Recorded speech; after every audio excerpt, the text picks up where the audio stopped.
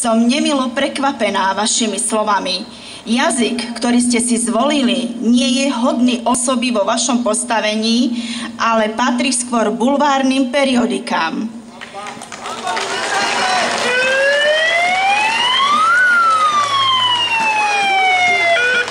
Verím, že svoj názor na pokojnú akciu Slovenskej komory sestier a pôrodných asistentiek nazvanú Deň so sestrami ešte zmeníte. Inak budem musieť pripustiť, že vašou snahou je sabotovať naše úsilie ukázať poslancom Národnej rady Slovenskej republiky, v akom stave sa nachádza vami riadený rezort. Prečo chcete brániť zákonodarcom a médiám, aby videli skutočné podmienky, v akých vykonávajú svoje náročné povolanie lekári, sestry, pôrodné asistentky a ďalší zdravotnícki pracovníci? Máte čo skrývať?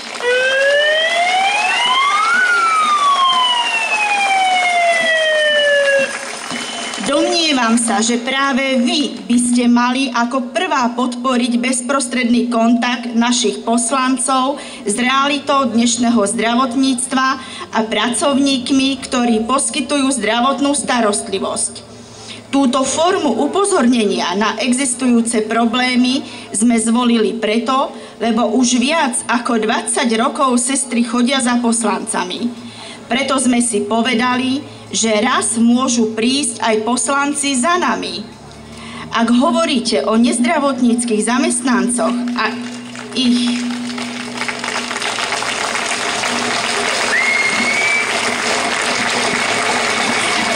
ich prístupe k pacientovi, aké kroky ste podnikli pre vyriešenie situácie, keď v niektorých zariadeniach je zdravotná starostlivosť poskytovaná administratívnymi pracovníkmi, to jest sestrami s delenými úväzkami?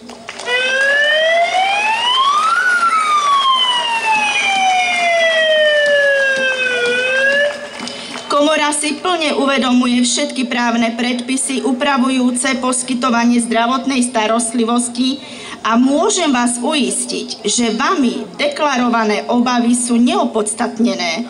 Akcia je naplánovaná tak, aby bol dodržaný hygienicko-epidemiologický režim a zároveň vykonávame všetky kroky potrebné k tomu, aby neboli porušené práva pacientov.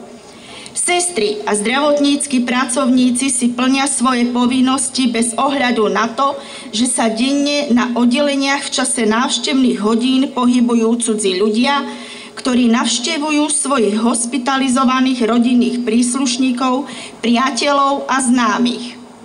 Chcela by som vám pripomenúť aj to, že zdravotnícke zariadenia môžu bez problémov navštevovať rôzni politici a verejne známe osoby aj za účasti médií s cieľom zviditeľniť ich charitatívnu činnosť.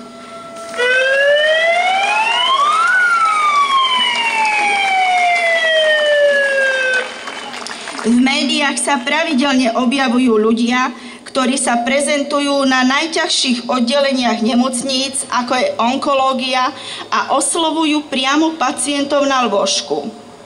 Vážená pani ministerka, akcia Deň so sestrami je jednou zo slušných a pokojných foriem, ako poukázať na neriešené požiadavky sestier a pôrodných asistentiek a môže v konečnom dôsledku pomôcť aj pri riešení ďalších problémov, s ktorými sa zdravotníctvo potýka.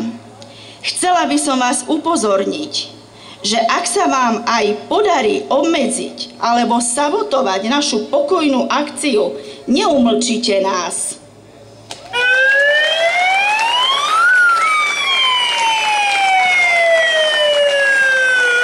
Práve naopak, dáte tým zapravdu hlasom, ktoré hovoria, že pokojná cesta v našej krajine nikam nevedie a volajú po nátlakových akciách po vzore lekárov.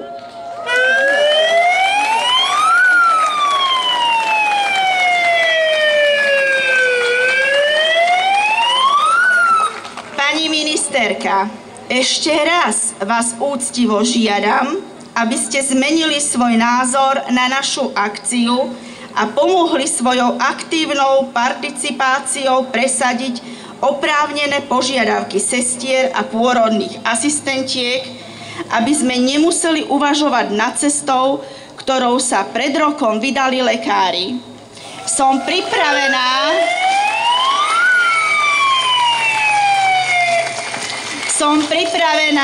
sa s vami aj osobne stretnúť a vysvetliť si prípadné sporné body. S úctou, Mária Léviová.